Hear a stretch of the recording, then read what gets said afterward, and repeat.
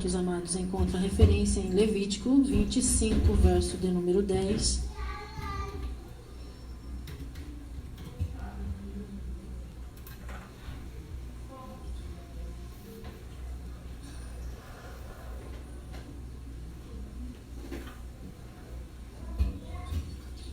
Levítico 25, verso de número 10. O meu coração está profundamente grato a Deus. Eu estou agradecida ao Senhor, porque estar aqui é um privilégio e não é sempre que a gente pode estar, mas eu recebi esta oportunidade e o meu coração está cheio de temor, mas também muito agradecido a Deus e a pessoa do pastor José, missionária Lucimar. Eu sou grata a Jesus pela amizade desse casal e toda essa galeria eclesiástica aqui, né? Eu fico muito feliz, já faz algum tempo que a gente vem. Eu não sou muito assídua, mas eu tenho o privilégio de acompanhar desde o princípio, né, missionária? Desde o comecinho. E rever aqui alguns amigos, estar aqui em família. Para quem não me conhece, eu sou muito simples, o meu estilo também não deve ser diferente disso. Eu sempre advirto, porque há uma expectativa, não é mesmo? E tanto quanto você, eu fico indagando o que foi que aconteceu no mundo espiritual para eu vir parar justo no domingo à noite, né? Podia ser qualquer dia da semana. Não desfavorecendo, desmerecendo o culto, mas em questão assim de consciência, eu me sinto honrada extremamente. Mas eu vou deixar as palavras de ordem pessoal para outra ocasião, porque eu só vou me embaraçar enquanto falo de mim mesmo, e vou deixar o Espírito Santo assumir o controle das palavras, tá bom? E aí você vai perceber que Ele está de olho em você. E a atenção do Senhor está sobre a sua casa, sobre a sua rotina, e tem um conselho especial, extraordinário para a sua família, uma vez que hoje nós estamos num culto destinado à família.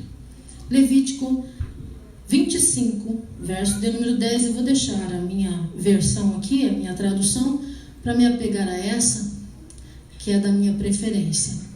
Diz assim: e santificareis o ano 50º, e apregoareis liberdade na terra a todos os seus moradores.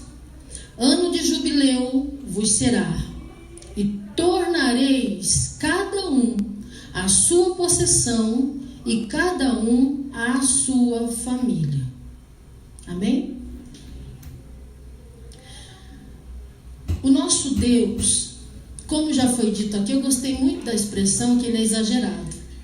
Como foi apropriada esta expressão? É um Deus que ama exageradamente.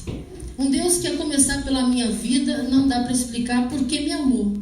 Não é mesmo? Se eu fosse ouvir a sua história, também você diria: não tem um motivo, não tem uma razão, olhando para as minhas deficiências, as minhas falhas, mas Ele me amou. E quando Ele ama, Ele é acima do amor terreno, o amor humano, ou romantismo que a gente intitula. Ele presenteia, ele galanteia, ele assedia, ele corteja, mas o amor de Deus, ele vai acima. Estou servida, querida, obrigada. Ele vai acima de qualquer um desses detalhes, que às vezes até falha.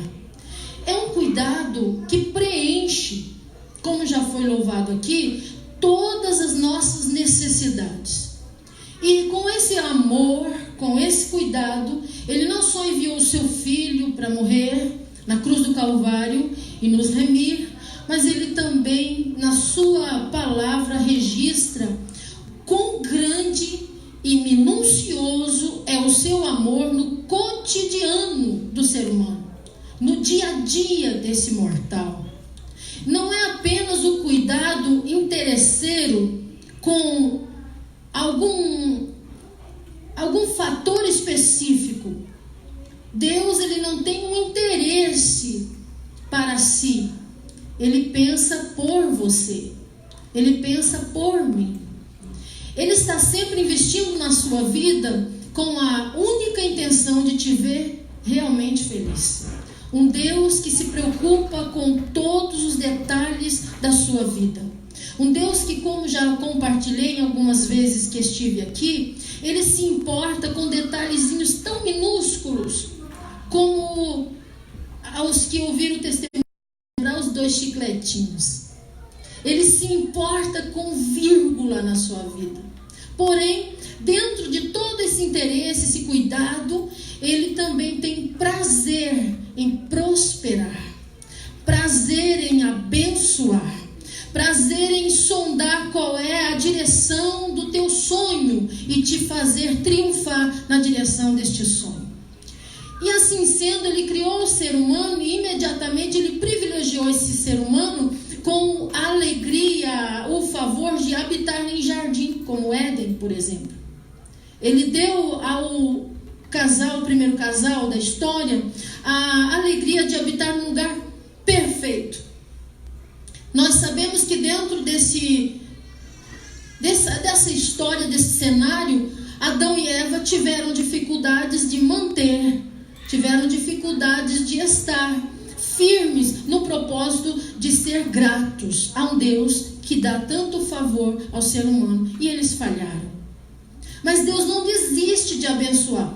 Na saída do jardim, Ele disse em Gênesis 3, verso 15, Ele disse: olha, ainda que o inimigo tenha lutado contra a mente de vocês tenham falhado, mas eu tenho uma promessa: da semente da mulher vai nascer um que vai esmagar a cabeça desta serpente que tirou de vocês esse privilégio.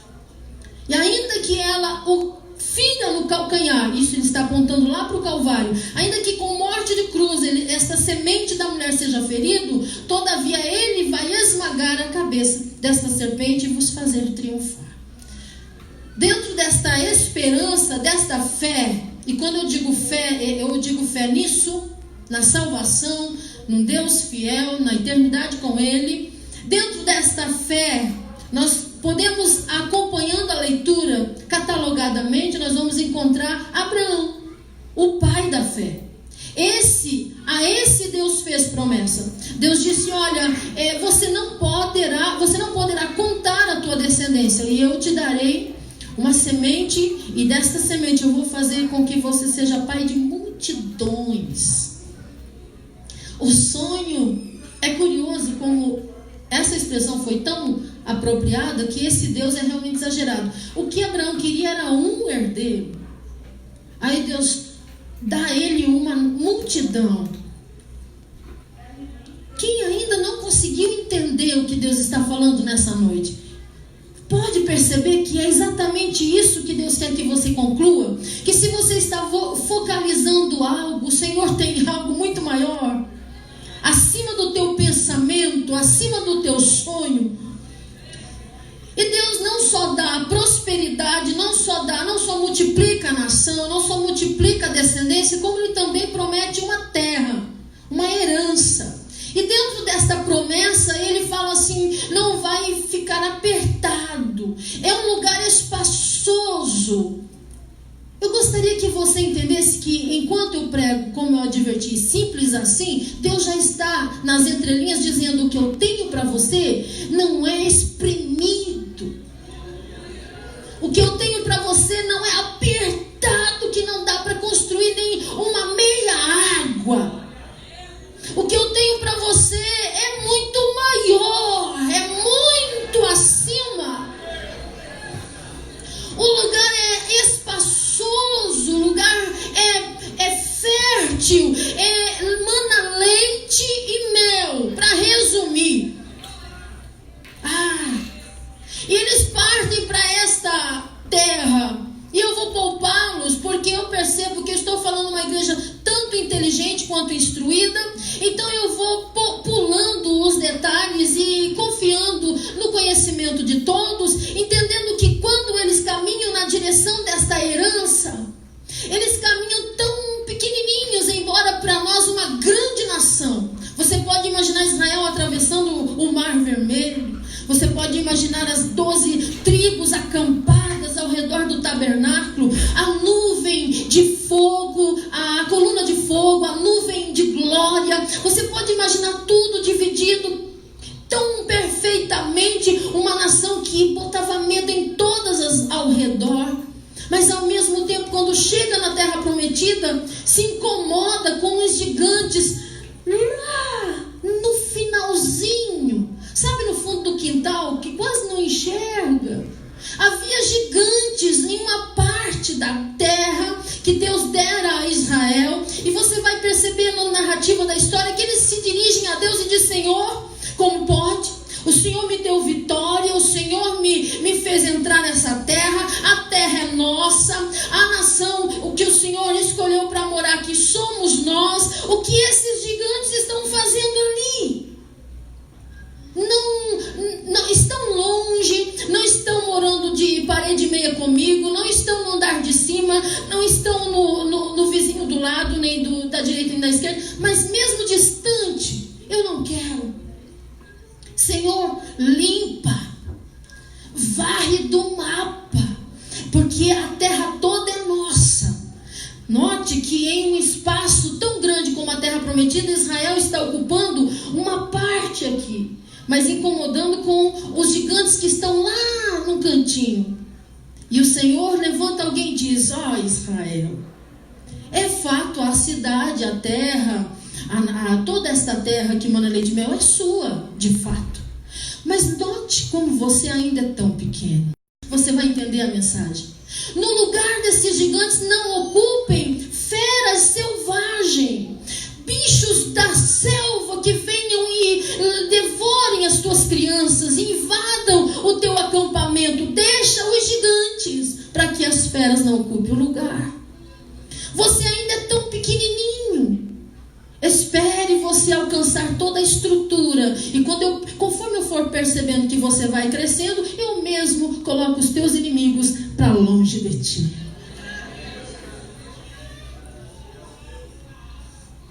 Um Deus que galardoa, um Deus que presenteia, um Deus que coloca até pessoas que a gente pensa que é inimigo. Esse é inimigo, não é?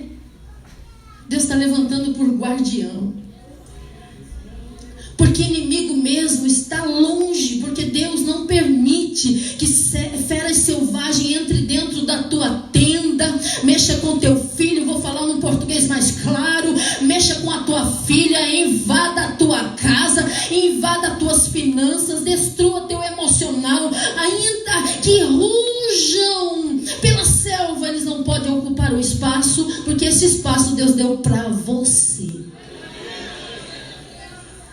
Então eles, de posse desta herança, eles passam a ter leis, e você pode observar que eles ficam senhores de terras. Caleb conquista seu espaço, a filha de Caleb, Axa, conquista seu espaço. As pessoas vão conquistando o seu metro de terra, a sua terra no seu espaço, e eles vão alcançando. Mas não era assim a reviria. Eles tinham regras, eles tinham leis, eles tinham direitos e eles tinham deveres. Eles também teriam que ter higiene com aquele pedaço de terra. O próprio Deus, em Deuteronômio 23, 12, 13, 14, 15 e, salvo engano, 16, ensina até a higiene. Olha, não deixa de ter a pá, para quando vocês forem fora, cavarem e cobrirem os vossos excrementos. É preciso ter higiene. Por quê? Porque o caminho no meio de vocês, no meio do acampamento, para livrar vocês dos inimigos, eu não quero ver coisa feia e imunda. Eu quero um acampamento limpo. Eu quero um lugar arejado. Eu me importo com a higiene, com a estética. Eu me importo com o design. Eu me importo com a decoração. Eu me importo com o clima. Eu me importo com a iluminação. Eu me importo com a tua saúde. Deus está falando. Eu me importo com os teus caprichos. Eu quero que você se sinta confortável. Eu quero que você se sinta bem. Mas haja respeito quando eu passar. E eu vou passar pelo meio do vosso acampamento, e vou dar livramento contra os vossos inimigos. Direitos e deveres. Então a gente pode observar que desde Jacó havia uma saga por posse de terra. Era desencadeava briga entre família. Na verdade não era terra para plantio, era a glória, era status. Tinha gente que queria terra por zelo, por cuidado, por plantio, por criar os seus animais. Pessoas que de fato queriam apropriar-se da herança, mas existiam pessoas que queriam apenas a ostentação, o brilho, a divulgação do seu nome como herdeiro, como alguém de posse de fato. E então nesta saga eles lutavam entre si, mas a palavra de Deus segue mostrando que enquanto Jacó enganava até o próprio pai para ter um pedaço de terra, a qual ele nem mesmo pôde usufruir, porque do instante que ele mente para o pai cego, eu não consigo encontrar esse momento que ele volta e desfruta daquela terra. Porque Deus não assina embaixo coisas que vão levando o sangue, a honra da família e vão passando e atropelando por cima. Não, Deus não assina. Essa vitória Deus não assina. Mas aquele que é legítimo nos seus interesses, Deus assiste, Deus dá vitória, Deus afugenta o inimigo, Deus faz triunfar. E a ordem era, olha, eu vou colocar um marco. Lembra quando a gente brincava na terra, a gente riscava assim, falava assim, do lado de cá é a minha casinha, riscava para lá, do lado de cá é a sua, para cá é a minha, riscávamos eu estou falando com a minha geração, a gente riscava com cabo de vassoura, ou com o pé, ou com algum pedaço de pau, e dividia as nossas casas, aqui o quarto, aqui a cozinha, a gente riscava a terra. Deus fazia divisa, e dizia, ó, esse pedaço é seu, esse pedaço é seu, esse pedaço te pertence. E quando ele colocava limite, ninguém passava o limite. Porque quando Deus põe um termo ao teu redor, não tem encantamento, não tem bruxaria, não tem inveja, não tem palavra negativa. Deus não permitirá invasão naquilo que ele riscou e disse, é teu.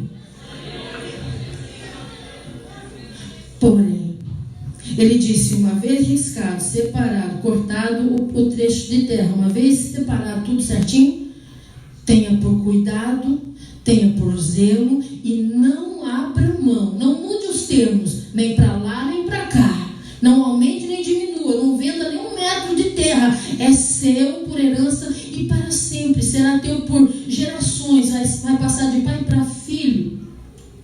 Então a gente encontra Acabe. Para nós adiantarmos essa meditação breve, a gente encontra Acabe sugerindo que Nabote venda o seu pedaço. Nós já estamos lá adiante na história, a gente vai perceber que Acabe diz assim, me vende a sua vinha, eu não quero nem a tua terra toda, eu quero só um pedaço, só a vinha, de fato. Porque na verdade, como está perto do meu palácio, eu me interessei para fazer uma horta. Quem em sã consciência troca um litro de vinho por um pé de alface? Acabe fez isso. Então ele quer trocar uma vinha por uma horta. Mas Nabote não é o caso que ele queira negar algo ao rei. Não é o caso que ele queira abrir mão da sua herança. É o caso que ele é sincero com as coisas de Deus. Se Deus deu para ele, não pertence só a ele, mas para a sua geração futura, ele tem ciência de que aquilo que Deus deu para ele guardar, deu para ele zelar. Deus vai prosperar a sua mão, Deus vai abençoar a tua casa, Deus vai abençoar teus projetos para esse ano, mas aquilo que ele coloca na sua mão, zele, porque Deus me faz saber, aleluia, nesse altar, que ele vai abençoar vidas aqui, serão tão abençoadas que de maneira alguma poderão deter somente na sua, dentro do seu contexto histórico, mas vai passar para a sua geração seguinte, para a geração adiante. Te prepare para que esta história deste ano e este projeto passe por a tua vida de geração em geração, porque o Senhor é poderoso para honrar, aleluia, os seus projetos. Nabote sabia que isso não era só dele, ele nega esta proposta e acaba morto. Mas isso não impede disso continuar, da sua terra continuar, de fato, com a sua família. Porém, dentro de tudo isso, a gente observa que, segundo a leitura que nós fizemos, para que eu possa ir o mais breve possível para a conclusão dessas palavras, a gente percebe que Deus, tendo traçado a terra para cada um, Ele levanta as pessoas e coloca por senhores de terra. Mas como todos nós sabemos, existem administradores e administradores. Existem pessoas que sabem administrar o seu dinheiro. Existem pessoas que sabem valorizar seu patrimônio. E esse patrimônio pode ser sua família, esse patrimônio pode ser seu casamento, esse patrimônio pode ser seus filhos, pode ser seu esposo, sua esposa, pode ser suas finanças, seu comércio, sua empresa. O que Deus tem dado a você, não cabe a você buscar de si mesmo sabedoria, mas de Deus para administrar, e Deus dá.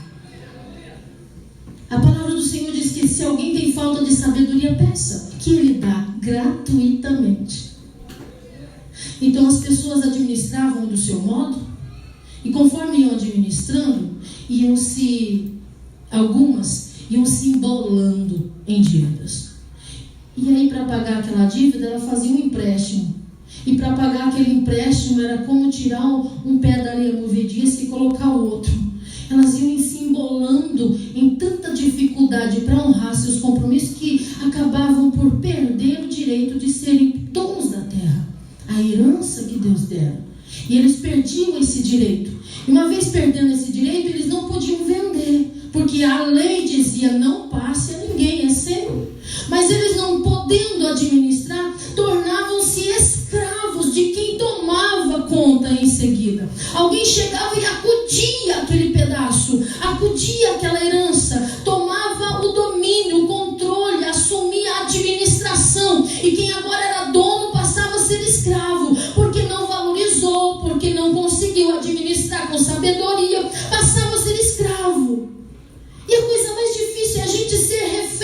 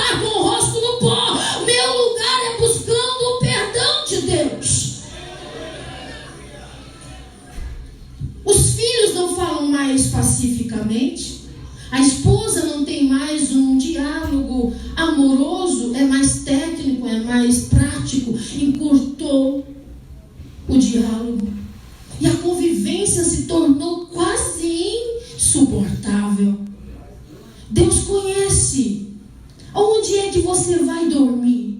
Deus conhece onde você inclina a sua cabeça. Ele conhece o seu travesseiro. Ele conhece seus pensamentos. Ele sabe teu endereço. Ele sabe em que cadeira você está assentado agora. Ele sabe que Ele te deu uma fortuna e você sente vergonha, mas admite, não soube administrar. Mas Ele não te trouxe aqui para te constranger, te envergonhar. Então Ele te trouxe aqui para te dar uma chance. Enquanto eles sofriam esta dificuldade, eles tinham uma luz no fim do túnel, chamada Ano Jubileu. Jubileu ou júbilo é sinônimo da palavra alegria extrema. Parece que não combina com o que eu tenho falado até agora. Alegria extrema com um cenário desse. Mas havia uma data chegando. E nessa data, ela era anunciada com o sonido de um chofar. Chofar era o chifre de um carneiro, que soprado dava o som, não de uma trombeta anunciando guerra, nem de uma trombeta ou duas delas anunciando levante acampamento que nós vamos continuar caminhando. Não, o chofar anunciava uma autoridade vinda por Deus através da sua palavra, dando uma ordem, uma lei, um direito. O chofar apontava para a lei de Deus, a obrigação de cumprir a lei. Quando o chofar tocasse, era um momento de correr de dentro do terreno da vergonha, da opressão, da acusação, do desprezo, para o terreno da honra, da restituição, do reparo de Deus para a sua história. Mas para tanto eles caminhavam, e agora quem era madame passava a varrer o quintal com a vassourinha de mato. Quem era madame e estava sempre a dona da fazenda, da chácara, sabe Deus como era denominado? Agora ela era a que empurrava a latinha de cera canário e empurrava e encerava de joelho a casa que antes era dela. Mas enquanto ela encerava, humilhada, e passando, como muitas vezes eu falei que eu ia pregar pra gente da minha geração, alguém aqui há de saber que a gente encerava com um paninho, empurrando a latinha de joelho, e quantas vezes eu encerando cobria as minhas lágrimas, porque coisas me ocorriam enquanto eu passava por isso.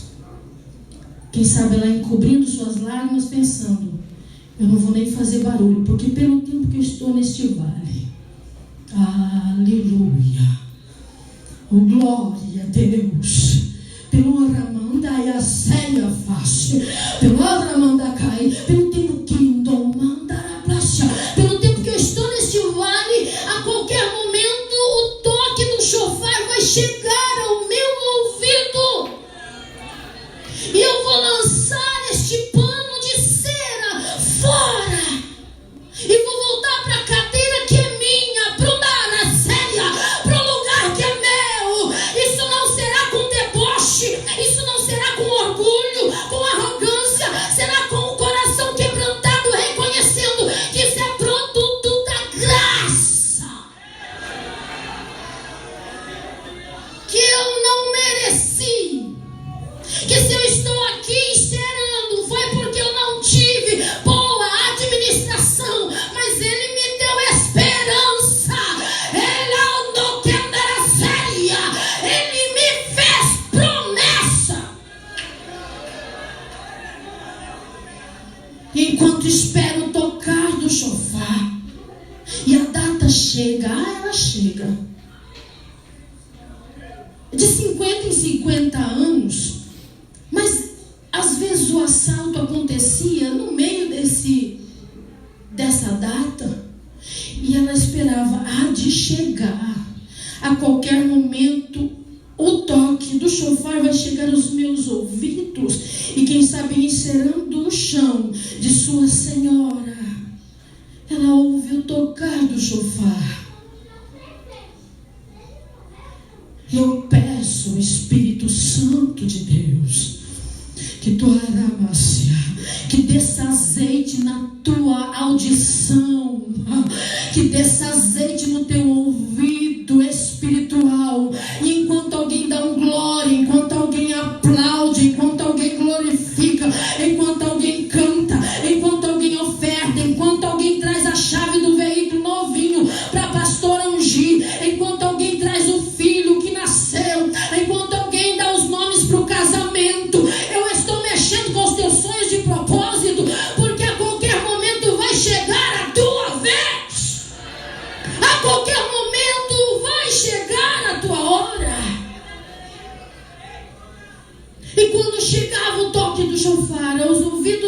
todos tinham conhecimento. É chegado o momento de quem se apropriou de terra alheia devolver o direito.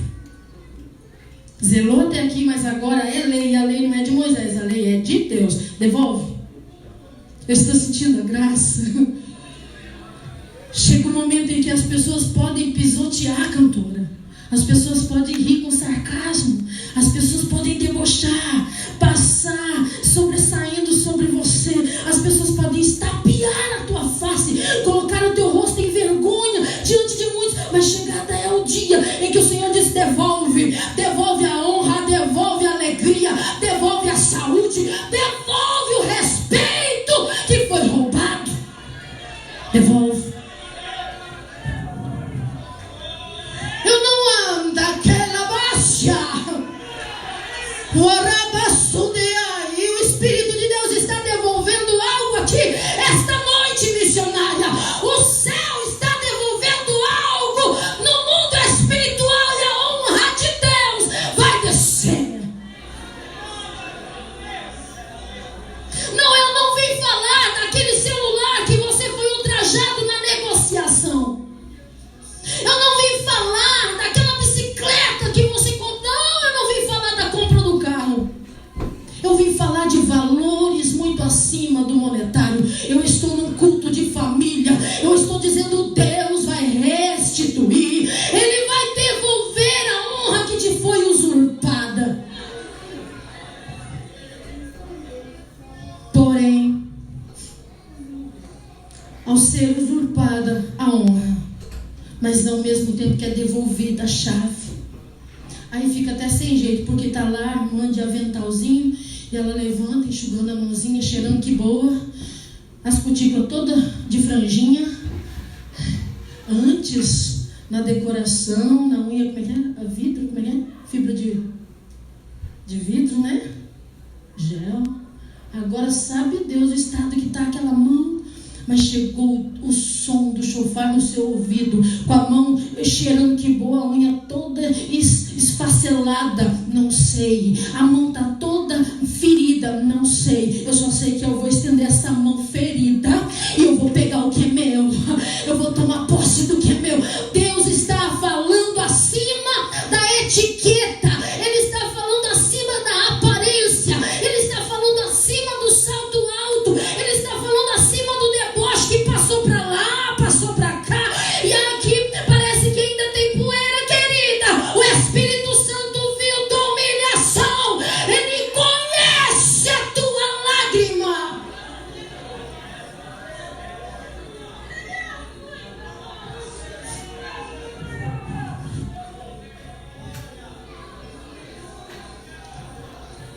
Qual é o primeiro passo? Antes que eu estenda a mão para pegar a chave, precisa alguém pagar a conta? Afinal, quem ficou no lugar, manteve o lugar.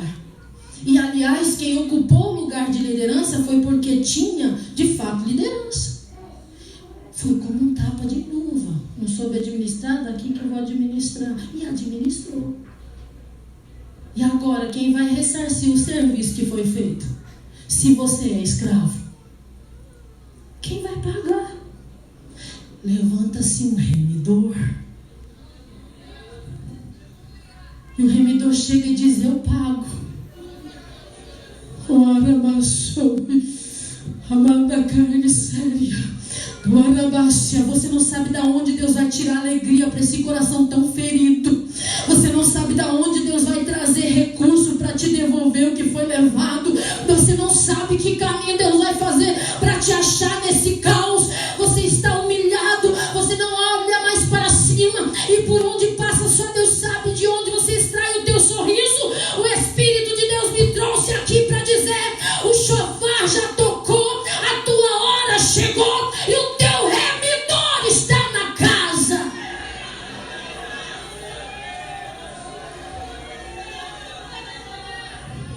Por favor, devolva a referência de Levíticos 25 e verso 10, por gentileza, na tela. Por favor. Eu quero concluir fazendo uma leitura com você deste verso. É um desejo do meu coração, diz o Senhor, que vocês santifiquem o 50º ano. E apregoem para os 4 cantos, digam que a liberdade vai chegar. Digam a todos os moradores que o ano de júbilo, de alegria extrema vai descer na sua casa. Saia daqui, missionária Selma, dizendo para todos que encontrarem o teu coração queimar, dizer, saia dizendo, a alegria, o júbilo vai chegar lá em casa por esses dias. Fique atenta, fique sobre aviso, porque eu vou te chamar para o banquete. Saia daqui dizendo, eu vou ser contemplado com vitória por esses dias. Quem falou? Deus, meu remidor.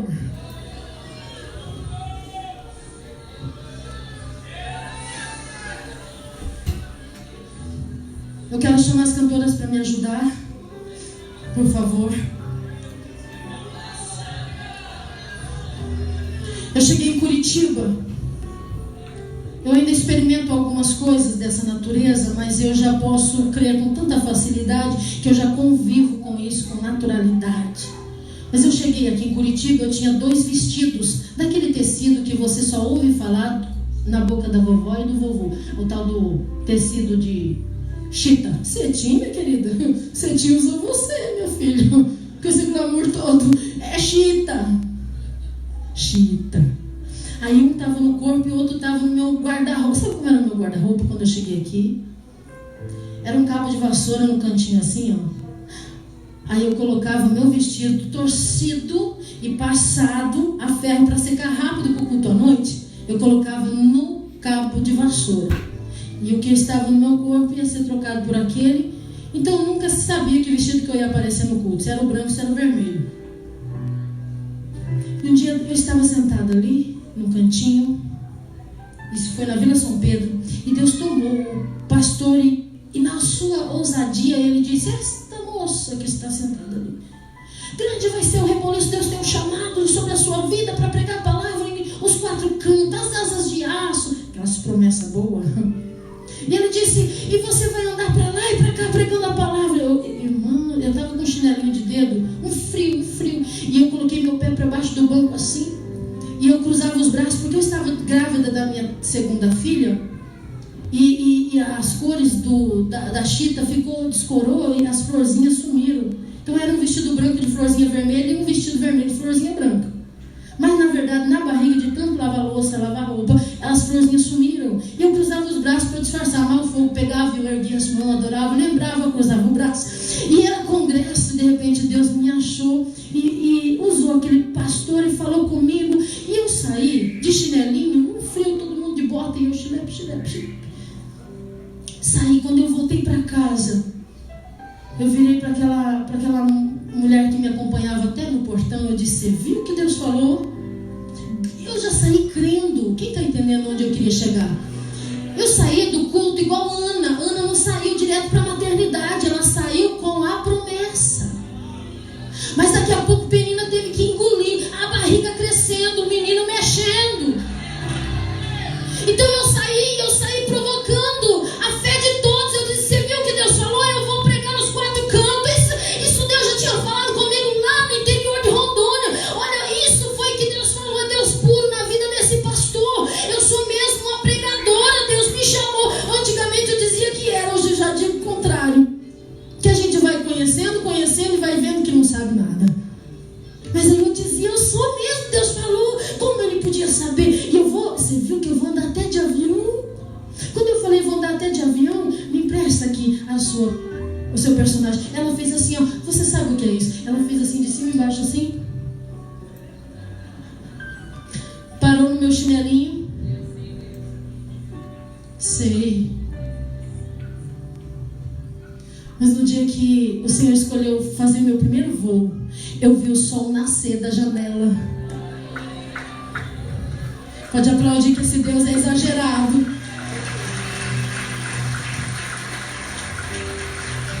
Eu quero te convidar a sair deste lugar dizendo, eu vou vencer por esses dias, viu? Oi? Eu vou vencer por esses dias. É o quê? Deixa eu explicar. Eu vou vencer. Tudo que era meu vai voltar. O Senhor vai restituir, restaurar. Você vai ver um remontão.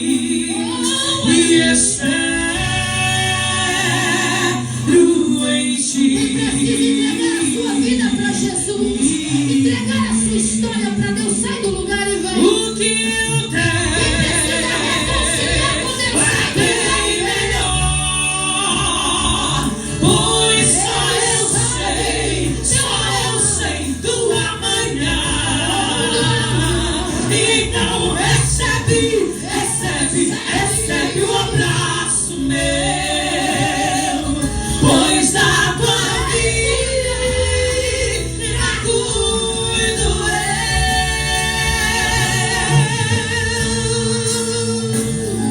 eu. Dá um passinho à frente aqui, para que as pessoas